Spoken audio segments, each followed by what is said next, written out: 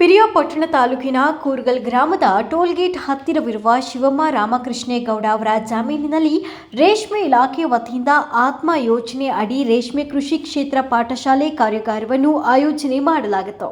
ಕಾರ್ಯಕ್ರಮದಲ್ಲಿ ಚಾಮರಾಜನಗರ ಜಿಲ್ಲೆಯ ಕುದೇರು ರೇಷ್ಮೆ ಕೃಷಿ ತರಬೇತಿ ಕೇಂದ್ರದ ಉಪನಿರ್ದೇಶಕ ಕೆಟಿ ವೆಂಕಟೇಶ್ ಅವರು ಭಾಗವಹಿಸಿ ರೇಷ್ಮೆ ಬೆಳೆಯಿಂದ ಹೆಚ್ಚು ಲಾಭ ಗಳಿಸುವುದು ಹೇಗೆ, ಆರ್ಥಿಕ ಸಬಲರಾಗುವುದು, ಕಾಯಿಲೆ ರಹಿತ ಬಲಿತ ಹುಳುಗಳ ಸಾಕಣೆ ತರಬೇತಿಯನ್ನು ನೀಡಿದರು.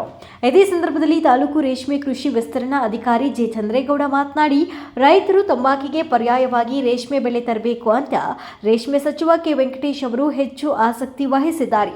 ಪ್ರತಿ ವರ್ಷ 100 ರೇಷ್ಮೆ ಬೆಳೆಗಾರರನ್ನ ಉತ್ಪತ್ತಿ ಮಾಡುವ ಗುರಿ ಹಾಕಿಕೊಳ್ಳಲಾಗಿದೆ. ಸರ್ಕಾರದ ವಿಶೇಷ ಸವಲತ್ತುಗಳನ್ನು ನೀಡಲಾಗುವುದು. ರೇಷ್ಮೆ ಗೂಡಿಗೆ ಪ್ರತಿ ಕೆಜಿಗೆ 700 ರೂಪಾಯಿ ಇದೆ.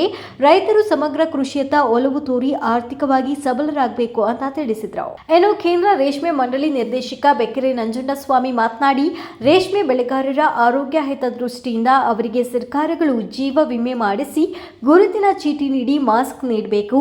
ಹೈಟೆಕ್ ಆಸ್ಪತ್ರೆಗಳಲ್ಲಿ 5 ಲಕ್ಷದವರೆಗೂ ಉಚಿತ ಚಿಕಿತ್ಸೆ ನೀಡಬೇಕು ಎಂದು ಶಿಕ್ಷಣ ವ್ಯಾಪಾರೀಕರಣವಾಗಿರುವುದರಿಂದ ಬೆಳೆಗಾರರ ಮಕ್ಕಳ ಶಿಕ್ಷಣಕ್ಕೆ ವಿದ್ಯಾರ್ಥಿ ವೇತನ ನೀಡಿ ಶಿಕ್ಷಣಕ್ಕೆ ಆದ್ಯತೆ ನೀಡಬೇಕು ಅಂತ ಒತ್ತಾಯಿಸಿದರು. ಇದೇ ಸಂದರ್ಭದಲ್ಲಿ ಪ್ರಗತಿಪರ ರೈತ ಕೃಷ್ಣೇಗೌಡ ಮಾತನಾಡಿ ತಮ್ಮ ಅಭಿಮತವನ್ನು ವ್ಯಕ್ತಪಡಿಸಿದರು. ರೇಷ್ಮೆ ಉಪನಿರ್ದೇಶಕರು ಕುದೇರು. ಈ ತಾಲೂಕಿನಲ್ಲಿ ಹೆಚ್ಚಿಗೆ ಸ್ವಲ್ಪ ತಂಬಾಕಿನ ಬೆಳೆಯೋದ್ರಲ್ಲಿ ಒಲವನ್ನು ತೋರಿಸ್ತಾ ಇದ್ದಾರೆ. ಕಾರಣ ಏನು ಗೊತ್ತಿಲ್ಲ, ಯಾಕೆಂದರೆ ಅದು 6 ತಿಂಗಳಿಗೊಂದು ಸಾರಿ ಬರ್ತದೆ. ಮತ್ತು ನೆಕ್ಸ್ಟು ಅಂಥ ಹೆಚ್ಚಿನ ಹಣಕಾಸನ್ನು ಬರುವಂಥ ಬೆಳೆ ಏನಲ್ಲ. ಇಲ್ಲಿ ಪ್ರತಿ ತಿಂಗಳು ಸಹ ತನ್ನ ಗುಣಮಟ್ಟವನ್ನು ಬೆಳೆಯುವಂಥ ಗುಣಮಟ್ಟವನ್ನು ಹೆಚ್ಚಿಸ್ಕೊಂಡ್ರೆ ಸುಮಾರು 10,000ರಿಂದ 1 ಲಕ್ಷದವರೆಗೂ ಸಹ ಪ್ರತಿ ತಿಂಗಳು ಗಳಿಸ್ಬೋದಂಥ ಆರ್ಥಿಕ ಬೆಳೆಯಾಗಿದೆ.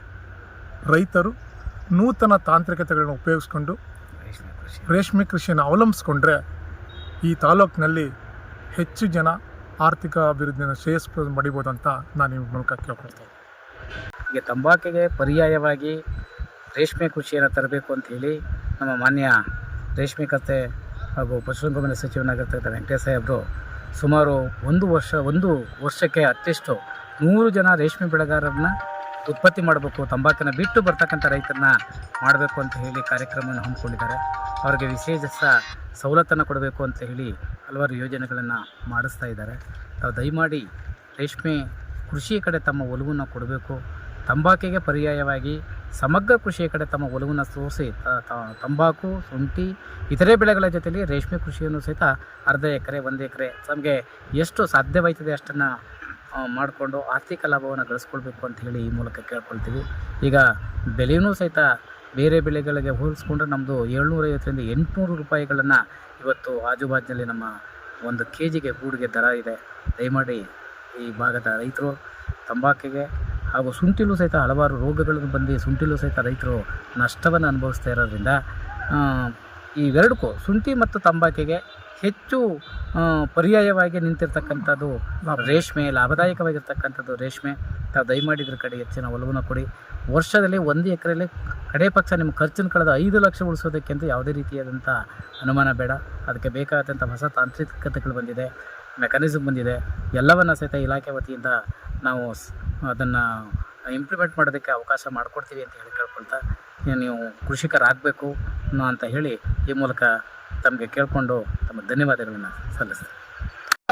ಉದ್ಯಮಗಳಿರ್ತಕ್ಕಂಥ ಮಕ್ಕಳಿಗೆ ಸ್ಕಾಲರ್ಶಿಪ್ ಅವಶ್ಯಕತೆ ಇಲ್ಲ, ಬಡವರ ಮಕ್ಕಳಿಗೆ ಅವಶ್ಯಕತೆ ಇದೆ ಸ್ವಾಮಿ. ಹೀಗಾಗಿ ನಾನು ಒಬ್ಬ ಬೆಳೆಗಾರ, ರೇಷ್ಮೆ ಸಣ್ಣ ಬೆಳೆಗಾರ, ದೊಡ್ಡವರ ಮುಂದೆ ನಾವು ಏನೇನು ಕೂಡ ಅಲ್ಲ ಅಂತ ಅನುಭವಿ ಬೆಳೆಗಾರ ಇದ್ದಾರೆ. ಒಬ್ಬ ಸಾಮಾನ್ಯ ಬೆಳೆಗಾರನಾಗಿ ನನ್ನ ರಿಕ್ವೆಸ್ಟ್ ಇಷ್ಟೇ, ಭಾರಿ ಕಷ್ಟ ಇದೆ ಇವತ್ತು ರೈತನ ಮಕ್ಕಳಿಗೆ ಶಿಕ್ಷಣವನ್ನು ಕೊಡಿಸೋದಕ್ಕೆ ಹರಸಾಹಸ ಮಾಡಬೇಕಾಗಿದೆ.